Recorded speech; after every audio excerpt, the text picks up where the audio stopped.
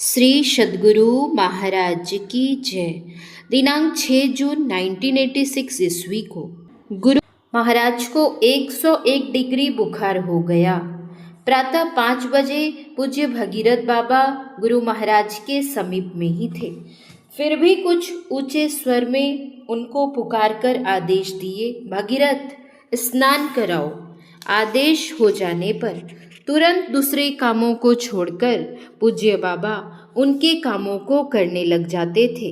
इसमें यदि कुछ भी विलंब होता तो तुरंत बिगड़ जाते थे। रात में भोजन भी नहीं किए। रात्रि 10 बजे के बाद बहुत निवेदन करने पर 1 चम्मच दूध लेकर अंतर्मुख हो गए। रात में भी पूज्य भगीरथ बाबा का नाम ले लेकर पुकारते रहे और जी हाँ कहने पर फिर चुप हो जाते थे। श्री सद्गुरु महाराज की जय।